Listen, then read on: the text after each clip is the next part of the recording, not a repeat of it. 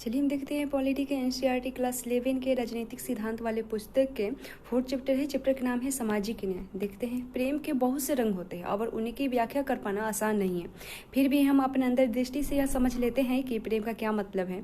उसी तरह न्याय के बारे में भी हमारी एक सहजानुभूत समझ होती है। हालांकि हो सकता है कि हम इसी की ठीक परिभाषा नहीं दे सकते। इस मायने में न्याय भी बहुत हद तक प्रेम जैसा ही है, पर इसके अतिरिक्त प्रेम और न्याय दोनों अपने समर्थकों में भाव प्रणन अनुक्रियाएं पैदा करते हैं। और जैसे प्रेम को वैसे ही न्याय को भी कोई बुरा नहीं कहता। प्रत्येक इंसान इस अपने लिए और कुछ हद तक बारीकों के लिए भी न्याय चाहता है। प्रेम और न्याय में एक अंतर भी है, और प्रेम उन लोगों से हमारे रिश्तों का एक पहलू है जिन्हें हम अच्छी तरह से जानते हैं, लेकिन जबकि न्याय का सरोकार समाज में हमारे जीवन और सार्वजनिक जीवन को व्यवस्थित करके नियमों और तरीकों से होता है, जिनके द्वारा समाज के विभिन्न समुदायों के बीच सामाजिक लाभ और सामाजिक कर्तव्यों का बंटवारा किया जाता है। इसलिए न्याय के प्रश्न राजनीति के लिए केंद्रीय महत्व की चीज है।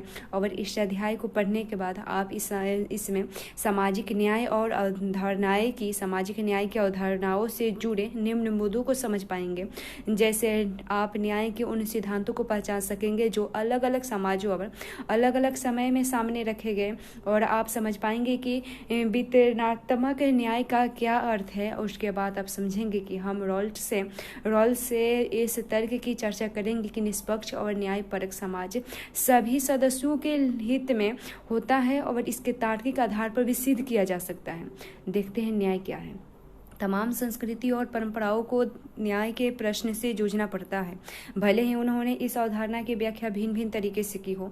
उदाहरण के लिए प्राचीन भारतीय समाज में न्याय धर्म के साथ जुड़ा था और धर्म या न्यायोचित सामाजिक व्यवस्था कायम रखना राजा का प्राथमिक कर्तव्य माना जाता था। चीन के दार्शनिक कन्फ्यूशियस का तर्क था कि गलत करने वालों को दंड कर और भले लोगों को पुरस्कृत कर राजा को न्याय कायम रखना चाहिए। और ईसा पूर्व 4वीं सदी के एथेंस यानी यूनान में प्लेटो ने अपनी पुस्तक द रिपब्लिक में न्याय के मुद्दे पर भी चर्चा की। सुकरात और उनके युवा मित्रों ग्लाउकॉन और एडिमंडस के बीच लंबी वार्ता के जरिए प्लेटो ने दिखाया कि हमारा न्याय से सरोकार होना चाहिए।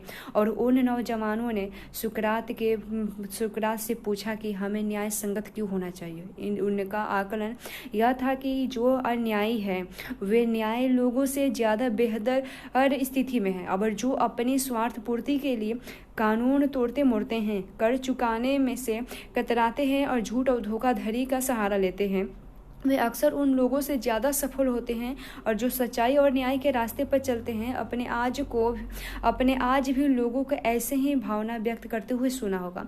सुकरात ने उन नौजवानों को भी याद दिलाया कि यदि हर कोई अन्याय हो जाए, यदि हर आदमी अपने स्वार्थ के लिए कानून के साथ खिलवाड़ करे, तो किसी के लिए भी अन्याय से लाभ पाने की गारंटी नहीं रहेगी। कोई भी सुरक्षित नहीं रहेगा और इससे संभव है कि सबको नुकसान पहुंचे। इसलिए हमारा दीर्घकालिक हित इसी में है कि हम कानून का पालन करें और न्यायिक बने।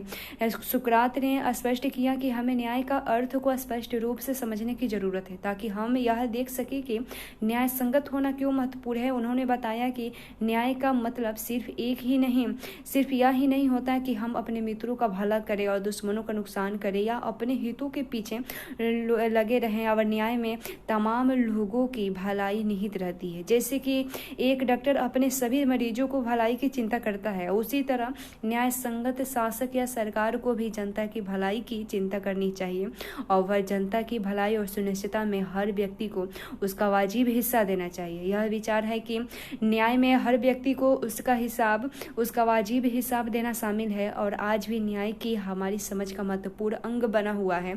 बहरहाल प्लेटो के जमाने की तुलना में आज यह समझ जरूर बदल गई है कि किसी व्यक्ति का प्राय क्या है और किसी व्यक्ति का प्राप्य क्या है, और यानी वह क्या पाने का अधिकारी है। और आज न्याय की हमारी समझ इस समझ से गहरे में जुड़ गई है कि मनुष्य होने के नाते हर व्यक्ति का प्राय क्या है।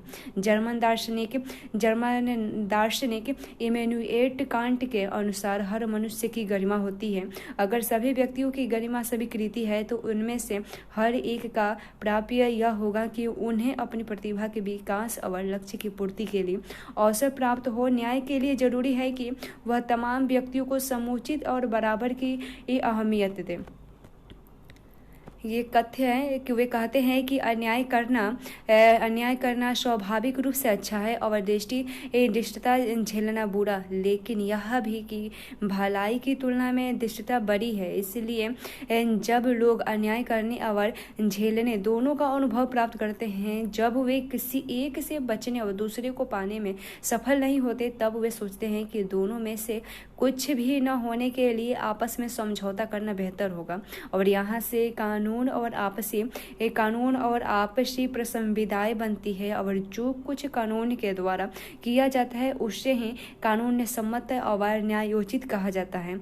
ये सुकरात ने द रिपब्लिक अपनी पुस्तक में कहा था। उसके बाद देखते हैं समान लोगों के प्रति समान बर्ताव के बारे में देखें। हालांकि आधुनिक समाज में तमाम लोगों को समान महत्व देने के बारे में आम सहमति है, लेकिन यह निर्णय करना आसान नहीं है कि हर व्यक्ति को उसका प्राप्य कैसे दिया जाए और इस संबंध में कई सिद्धांत पेश किए गए हैं। उनमें से एक है समकक्षों के साथ समान बर्ताव का सिद्धांत है। माना जाता है कि मनुष्य होने के नाते सभी व्यक्तियों में कुछ समान चारित्रिक विशेषताएं होती है और इसलिए वे समान अधिकारों और समान बर्ताव के अधिकारी होते हैं।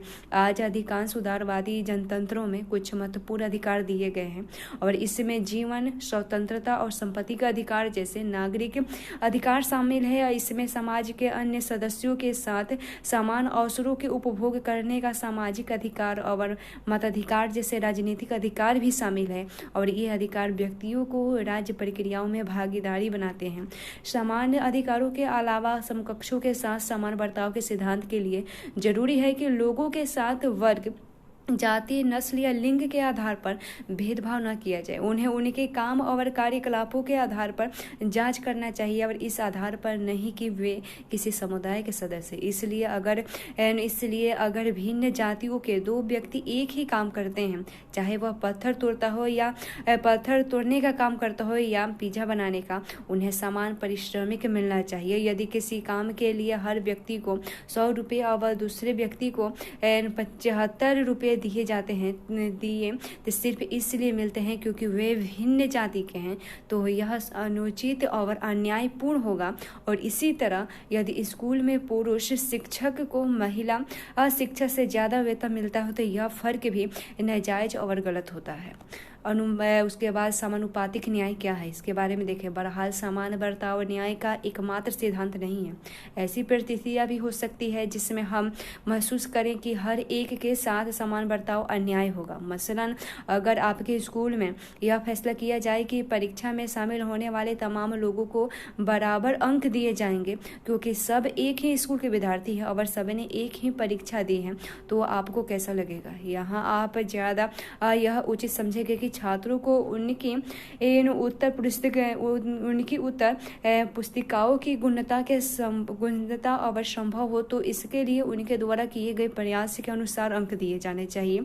दूसरे शब्दों में सबके लिए समान अधिकार की दौड़ में एक ही शुरुआती रेखा निर्धारित करने के बावजूद ऐसे मामलों में न्याय का मतलब होगा लोगों को उनके प्रयास के पैमाने और अर्हता के अनुपात में पुरस्कृत करना। अधिकांश लोग सहमत होंगे कि तो लोगों को समान काम का समान दाम मिलना चाहिए, लेकिन किसी काम के लिए वांछित मेहनत, कौशल और संभावित खतरे आदि कारकों को ध्यान में रखते हुए अलग अलग काम के लिए अलग अलग पारिश्रमिक का निर्धारित उचित और न्याय संगत होगा। अगर हम इन मानदंडों का इस्तेमाल करें तो हम पाएंगे कि हमारे समाज में कुछ कामगार तबकों को ऐसे कारकों के मद्देनजर निर्धारित पारिश्रमिक नहीं मिलता।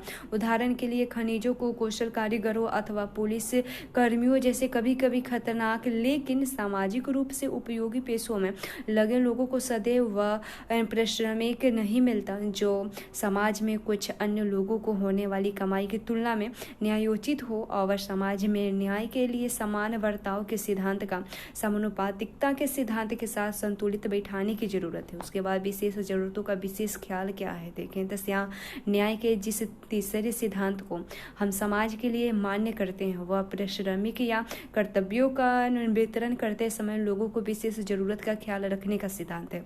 इसे सामाजिक न्याय को बढ़ावा देने का तरीका माना जा सकता है। समाज के सदस्यों के रूप में लोगों को बुनियादी हैसियत और अधिकारों के लिहाज से न्याय के लिए यह जरूरी हो सकता है कि लोगों के साथ समान बर्ताव किया जाए, लेकिन लोगों के बीच भेदभाव न करना और उनकी मेहनत के अनुपात में उन्हें पारिश्रमिक देना भी यह निश्चित करने के लिए शायद पर्याप्त न हो कि समाज में अपने जीवन के अन्य संदर्भों में भी लोग समानता का उपयोग करें या समाज समग्र रूप से न्यायपूर्ण हो जाए। लोगों की विशेष जरूरतों को ध्यान में रखने का सिद्धांत समान बर्ताव के सिद्धांत को अनिवार्यता खंडित नहीं बल्कि उसका विस्तार ही करता है, क्योंकि समकक्षों के साथ समान बर्ताव के सिद्धांत में यह अंतर्निहित है कि जो लोग कुछ महत्वपूर्ण संदर्भों में समान नहीं हैं उनके साथ भिन्न ढंग से बर्ताव किया जाए।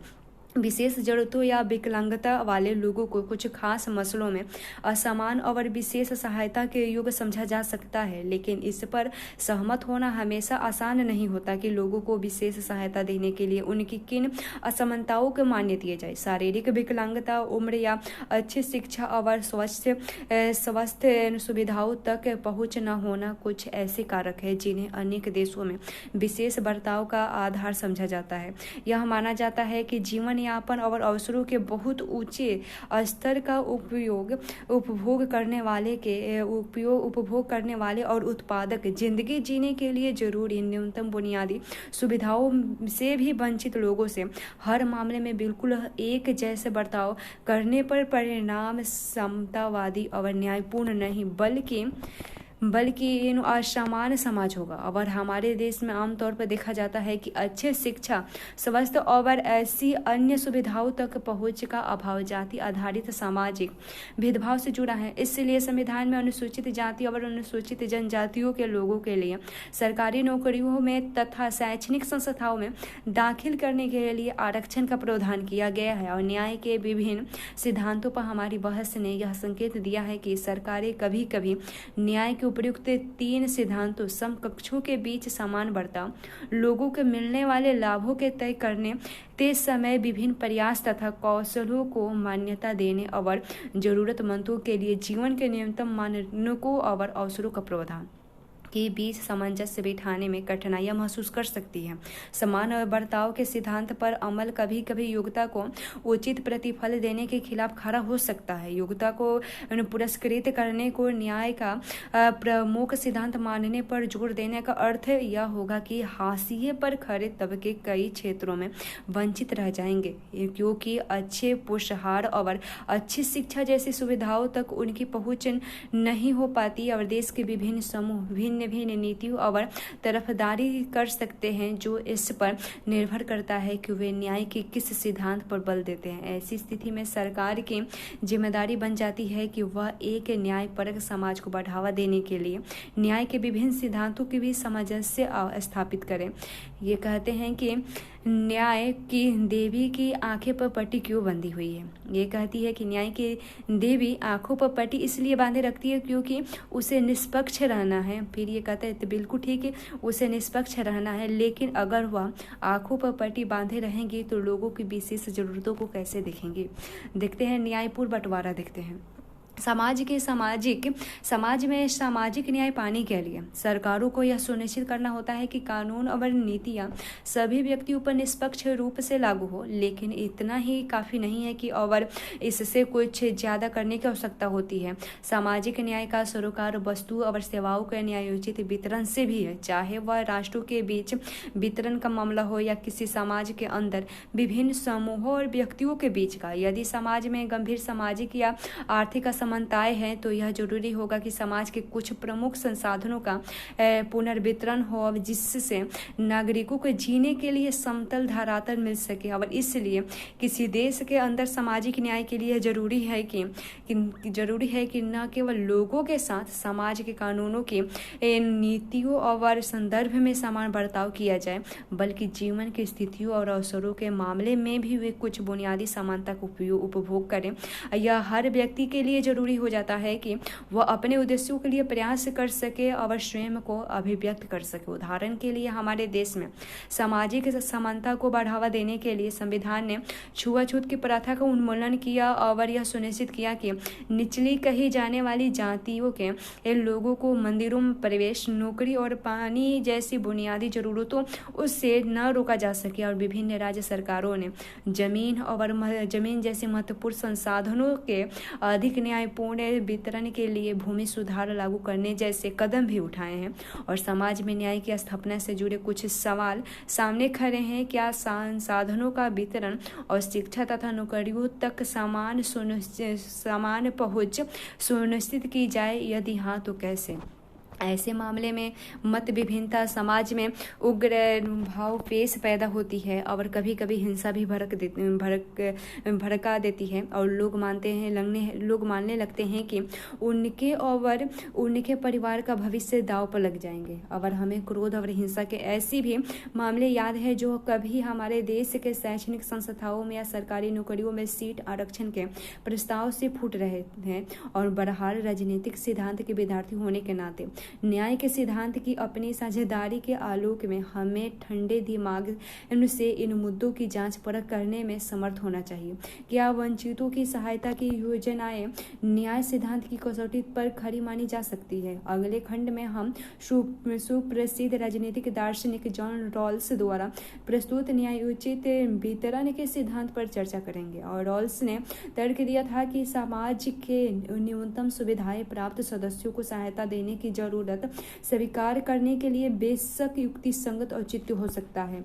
उसके बाद रॉल्स का न्याय सिद्धांत क्या है देखें। तो यदि लोगों को कहा जाए कि आप रहने के लिए किस किस्म का समाज चुनना पसंद करेंगे तो संभवतः वे ऐसा समाज चुनेंगे जिसमें नियम और संगठन उन्हें विशेष सुविधा संपन्न स्थान मुहैया करा सके। हम सब लोगों से अपेक्षा नहीं कर सकते कि वे अपने निजी हितों को दरकिनार कर समाज के भलाई के बारे में सोचे, खासकर तब जब उन्हें यह यकीन हो जाए कि उसका फैसला भविष्य में उनके बच्चों को मिलने वाली जिंदगी और मौके पर प्रभावित करने जा रहा है। वस्तुतः हम माता पिता से यह आशा करते हैं कि वे अपने बच्चों के लिए सबसे अच्छा क्या है और इसके बारे में सोचे और सहयोग दे। लेकिन ऐसे परिदृश्य किसी समाज के लिए न्याय के सिद्धांत के बुनियाद का निर्माण नहीं कर सकते। तो हम ऐसे निर्णय पर कैसे पहुंचे जो निष्पक्ष हो और न्याय संगत भी? जॉन रॉल्स ने इस प्रश्न का उत्तर देने का प्रयास किया। वह तर्क देते हैं कि निष्पक्ष और न्याय संगत नियम तक पहुंचने का एकमात्र रास्ता यही है कि हम खुद को ऐसी परिस्थिति में होने की कल्पना करें जहां हमें यह निर्णय लेना है और समाज को कैसे संगठित किया जाए, जबकि हमें यह ज्ञात नहीं कि उस समाज में हमारी क्या जगह होगी। अर्थात हम नहीं जानते कि किस किस्म के परिवार में हम जन्म लेंगे, हम उच्च जाति के परिवार में पैदा होंगे या निम्न जाति में, धनी होंगे या गरीब, सुविधा संपन्न होगा या सुविधाहीन। रॉल्स तर्क देते हैं कि अगर हमें यह नहीं मालूम हो इस मायने में कि ही हम कौन होंगे और भविष्य के समाज में हमारे लिए कौन से विकल्प खुले होंगे, तब हम भविष्य के उस समाज के नियमों और संगठनों के बारे में जिस निर्णय का समर्थन करेंगे वह तमाम सदस्यों के लिए अच्छा होगा। रॉल्स ने इसे अज्ञानता के आवरण में सोचना कहा है और वे आशा करते हैं कि समाज में अपने संभावित स्थान और हैसियत के बारे में पूर्ण अज्ञानता की हालत में हर आदमी आमतौर पर जैसे सब करते हैं अपने खुद के हितों को ध्यान में रखकर फैसला करेंगे। और चूंकि कोई नहीं जानता कि वह कौन होगा और उसके लिए क्या लाभप्रद होगा, इसलिए हर कोई सबसे बुरी स्थिति के मद्देनजर समाज की कल्पना करेगा। खुद के लिए सोच विचार कर सकने वाले व्यक्ति के सामने यह स्पष्ट रहेगा कि जो जन्म से सुविधा संपन्न है वे कुछ विशेष अवसरों का उपभोग करेंगे, लेकिन दुर्भाग्य से यदि उनका जन्म समाज के वंचित तबकों में हो जाए तो वैसा कोई अवसर नहीं मिलेगा। तब क्या होगा? इसलिए अपने स्वार्थ में काम करने वाले हर व्यक्ति के लिए यही उचित होगा कि वह संगठन के ऐसे नियमों के बारे में सोचे जो कमजोर तबकों के लिए यथोचित अवसर सुनिश्चित कर सके। इस प्रयास में दिखेगा कि शिक्षा, स्वास्थ्य, आवास और आवास जैसे महत्वपूर्ण संसाधन सभी लोगों को प्राप्त हो, और जो चाहे वो उच्च वर्ग को हो या ना हो, बेशक अपनी पहचान को विस्तृत करना और अज्ञानता के आवरण में खड़ा होना भी कल्पना करना किसी के लिए सहज नहीं है, लेकिन अब अधिकांश लोगों के लिए भी यह भी उतना ही कठिन है कि वे आत्मत्यागी बने और अजनबी लोगों के साथ अपने सौभाग्य की हिस्सेदारी करें। यही कारण है कि हम आदतन आत्मत्याग को वीरता से जोड़ते हैं, और इस मानवीय दुर्बलता को और सीमाओं के मद्देनजर हमारे लिए ऐसे ढांचे के बारे में सोचना बेहतर होगा जिसमें असाधारण कार्रवाइयों की जरूरत न रहे। अज्ञानता के आवरण वाली स्थिति की विशेषता यह है कि उसमें लोगों से सामान्य रूप से विवेकशील मनुष्य बने रहने की उम्मीद बंधती है। उनसे अपने लिए सोचने और अपने हित में जो अच्छा हो उसे चुनने की अपेक्षा रहती है। हालांकि प्रासंगिक बात यह है कि जब वे अज्ञानता के आवरण में रह चुके हो तो वे पाएंगे कि सबसे बुरी स्थिति से ही सोचना उसके लिए हितकारक होगा। अज्ञानता का कल्पित आवरण ओढ़ना उचित कानूनों और नीति की प्रणाली तक पहुंचने का पहला काम है।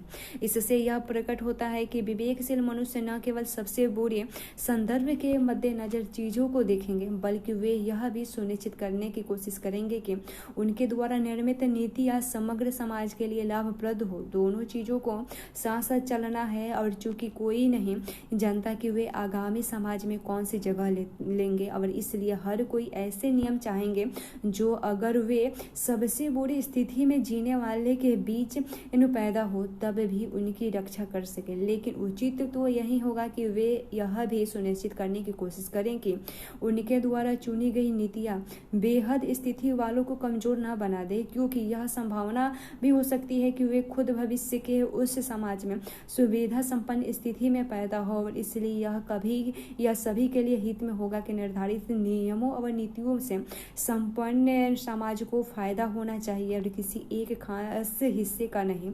और यहाँ निष्पक्ष विवेक सम्मत कार्रवाई का परिणाम परिणाम है और न कि परोपकार या उदारता का। और इसलिए रॉल्स तर्क देते हैं कि नैतिकता नहीं बल्कि विवेकशील चिंतन हमें समाज में लाभ और अनुभार के वितरण के मामले में निष्पक्ष होकर विचार करने की ओर प्रेरित करता है। इस उदाहरण में हमारे पास पहले से बना बनाया कोई लक्ष्य या नैतिकता के प्रतिमान नहीं होते। हमारे लिए सबसे अच्छा क्या है यह निर्धारित करने के लिए हम स्वतंत्र होते हैं, और यही विश्वास रॉल्स के सिद्धांत को निष्पक्ष और न्याय के प्रश्न को हल करने का महत्वपूर्ण और सबल रास्ता बना देता है। फिर ये बच्चा कहता है, मैंने सुना है कि न्याय में देर होना, अंधेर होना, लोग ऐसा क्यों कहते हैं। ये कहती है कि क्योंकि यदि किसी विवाद में निर्णय बहुत देर से होता है तो हो सकता है कि पीड़ित व्यक्ति को कानून कार्रवाई से कोई लाभ नहीं मिले, और क्या ऐसे मुकदमा जीतने का कोई फायदा है जिसका फैसला मरने के बाद आए। देखते हैं फिर सामाजिक न्याय का अनुसरण देखें। यदि किसी समाज में वे हिसाब धन, दौलत और उसके स्वामित्व के साथ जुड़ी सत्ता का उपयोग करने वाले तथा बहिष्कृतों और वंचितों के बीच गहरा एवं अस्थायी विभाजन मौजूद है तो हम कहेंगे कि वहाँ सामाजिक न्याय का अभाव है। और हम यहाँ सिर्फ समाज में विभिन्न व्यक्तियों के जीवन यापन के सिर्फ विभिन्न स्तरों की चर्चा नहीं कर रहे हैं। न्याय के लिए लोगों के रहन सहन और तौर तरीके में पूर्ण समानता और एक रूपता की आवश्यकता नहीं है, लेकिन उस समाज को न्यायपूर्ण ही माना जाएगा जहां धनी और गरीबों के बीच खाई इतनी गहरी हो कि वे बिल्कुल भिन्न भिन्न दुनिया में रहने वाले लगे, और जहां अपेक्षाकृत वंचितों को अपनी स्थिति सुधारने का कोई मौका न मिले, चाहे वे कितना भी कठिन श्रम क्यों न कर ले। दूसरे शब्दों में न्यायपूर्ण समाज को लोगों के लिए न्यूनतम बुनियादी स्थितियां जरूर मुहैया करानी चाहिए ताकि वे स्वस्थ और सुरक्षित जीवन जीने में सक्षम हो सके, समाज में अपनी प्रतिभा का विकास करे तथा इसके साथ समान अवसरों के जरिए अपने चुने हुए लक्ष्य की ओर बढ़े। और लोगों की जिंदगी के लिए जरूरी न्यूनतम बुनियादी स्थिति का निर्धारण हम कैसे कर सकते हैं। विभिन्न सरकारों और विश्व स्वास्थ्य संगठन जैसे अंतर्राष्ट्रीय अंतर्राष्ट्रीय संगठनों ने लोगों के बुनियादी आवश्यकताओं की गणना के लिए विभिन्न तरीके ईजाद किए हैं, लेकिन सामान्यतः इस पर सहमति है कि स्वस्थ रहने के लिए आवश्यक पोषक तत्वों की बुनियादी मात्रा, आवास, शुद्ध पेयजल की आपूर्ति, शिक्षा और न्यूनतम मजदूरी इन बुनियादी स्थितियों के महत्वपूर्ण हिस्से होंगे। लोगों को बुनियादी जरूरतों की पूर्ति लोकतांत्रिक सरकार की जिम्मेदारी समझी जाती है। हालांकि सभी नागरिकों के लिए इन बुनियादी शर्तों की पूर्ति खासकर भारत जैसे देश में जहां गरीबों की बड़ी तादाद है और सरकार पर भारी बोझ बन सकती है। अगर हम सब इस बात पर सहमत भी हो जाएं कि राज्य को समाज के सबसे वंचित सदस्यों की मदद करनी चाहिए, जिससे वह बाकियों के साथ एक हद तक समानता का आनंद ले सके, तब भी इस बात पर असहमति हो जा सकती है कि इस लक्ष्य को पाने का सर्वोत्तम तरीका क्या होगा। आजकल हमारे समाज में और दुनिया के अन्य हिस्सों में भी यह बहस चल रही है कि क्या मुक्त बाजार के जरिए खुली प्रतियोगिता को बढ़ावा देना समाज के सुविधा प्राप्त सदस्यों को नुकसान पहुंचाएगा, बगैर सुविधाहीनों को मदद करने का सर्वोत्तम तरीका होगा, या कि गरीबों को न्यूनतम बुनियादी सुविधाएं मुहैया कराने की जिम्मेदारी सरकार को लेनी चाहिए। हमारे देश में इन भिन्न प्रस्तावों का विभिन्न राजनीतिक समूह समर्थन कर रहे हैं, जो ग्रामीण या शहरी गरीबी जैसे सीमांत समूहों की आबादी की सहायता के लिए विभिन्न योजनाओं के तुलनात्मक गुण दोष पर बहस करते हैं। और इस खंड में हम संक्षेप में इस विवाद को परखेंगे। भीमराव अंबेडकर ने कहा था कि न्यायपूर्ण समाज वह है जिसमें परस्पर समाज की बढ़ती हुई भावना और अपमान की घटती हुई भावना मिलकर एक करुणा से भरे समाज का निर्माण करें।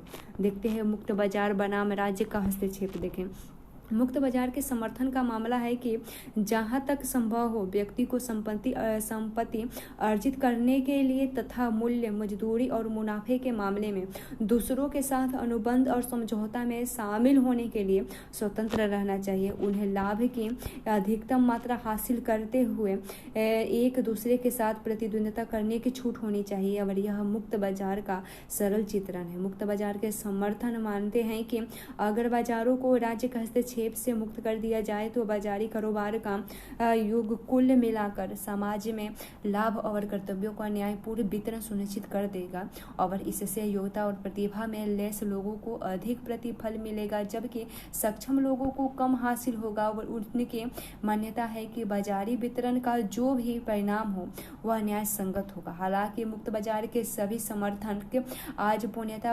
अप्रतिबंधित बाजार का समर्थन नहीं करेंगे। कई लोग अब कुछ प्रतिबंध स्वीकार करने को तैयार होंगे। मसलन सभी लोगों के लिए न्यूनतम बुनियादी जीवन मानक सुनिश्चित करने हेतु राज्य हस्तक्षेप करे ताकि वे समान शर्तों पर प्रतिस्पर्धा करने में समर्थ हो सके। लेकिन वे तर्क कर सकते हैं कि जहां भी स्वास्थ्य सेवा, शिक्षा तथा ऐसी अन्य सेवाओं के विकास के लिए बाजार को अनुमति देना ही लोगों के लिए इन बुनियादी सेवाओं की आपूर्ति का सबसे कारगर तरीका हो सकता है।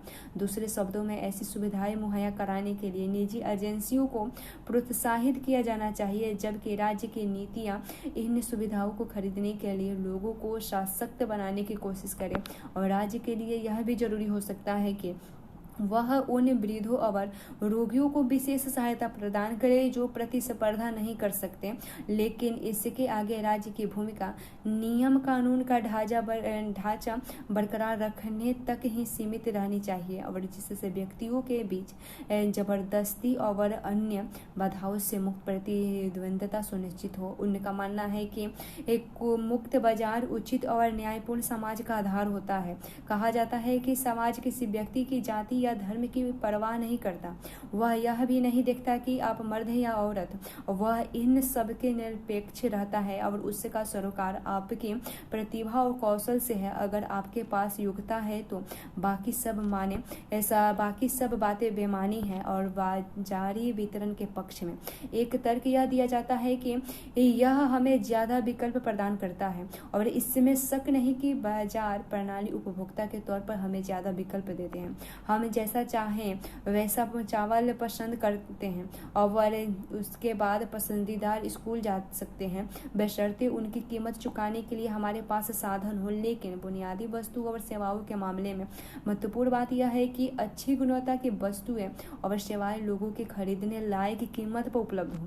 यदि निजी एजेंसियां इसे अपने लिए लाभदायक नहीं पाती तो वे उस खास बाजार में प्रवेश नहीं करेंगे अथवा सस्ती और घटिया सेवाएं मुहैया कराएंगे। यही वजह है कि सुदूर ग्रामीण इलाकों में बहुत कम निजी विद्यालय हैं और कुछ खुले भी हैं तो वे निम्न स्तरीय हैं। और स्वास्थ्य सेवा और आवास के मामले में भी सच यही है कि इन परिस्थितियों में सरकार को हस्तक्षेप करना पड़ता है। और मुक्त बाजार और निजी उद्यम के पक्ष में अक्सर सुनने में आने वाला दूसरा तर्क यह है कि जो सेवाएं मुहैया कराते हैं उनकी गुणवत्ता सरकारी संस्थाओं द्वारा प्रदत्त सेवाओं से प्राय बेहतर होते हैं, लेकिन इन सेवाओं की कीमत उन्हें गरीब लोगों की पहुंच से बाहर कर दे सकती है। निजी व्यवसाय वहीं जाना चाहता है जहां उसे सबसे ज्यादा मुनाफा मिले और इसलिए मुक्त बाजार ताकतवर, धनी और प्रभावशाली लोगों के हित में काम करने को प्रवृत्ति होता है और इसका परिणाम अपेक्षाकृत कमजोर और सुविधाहीन लोगों के लिए अवसर का विस्तार करने के बजाय अवसर से वंचित करना हो सकता है। तर्क तो वो बहस के दोनों पक्षों के लिए प्रस्तुत किए जा सकते हैं, लेकिन मुक्त बाजार आमतौर पर पहले से ही सुविधा संपन्न लोगों के हक में काम करने का रुझान दिलाते हैं और इसी वजह से अनेक लोग तर्क करते हैं कि सामाजिक न्याय सुनिश्चित करने के लिए राज्य को यह सुनिश्चित करने की पहल करनी चाहिए कि समाज के तमाम सदस्यों को बुनियादी सुविधाएं उपलब्ध हो। लोकतांत्रिक समाज में वितरण और न्याय के मुद्दे पर असहमतियां अपरिहार्य है और फायदेमंद भी, क्योंकि वे हमें विभिन्न दृष्टिकोण की जांच परख करने और विवेक सम्मत ढंग से अपने विचारों का बचाव करने को बाध्य करती है। वाद विवाद के जरिए इन असहमतियों के बीच राह निकालने का ही दूसरा नाम राजनीति है और हमारे अपने देश में अनेक किस्म की सामाजिक और आर्थिक विषमताएं मौजूद है और उन्हें कम करने के लिए बहुत कुछ करना बाकी है। न्याय के विभिन्न सिद्धांतों के अध्ययन से हमें इसमें शामिल मुद्दे पर बहस करने तथा न्याय का अनुसरण के सर्वोत्तम रास्ते के बारे में एक सहमति पर पहुंचने में मदद मिलती है। J.S. मिल ने कहा था कि न्याय में ऐसा कुछ अंतर्निहित है जिसे करना न सिर्फ सही है न करना सिर्फ गलत, बल्कि जिस पर बतौर अपने नैतिक अधिकार कोई व्यक्ति विशेष हमसे दावा जता सकता है।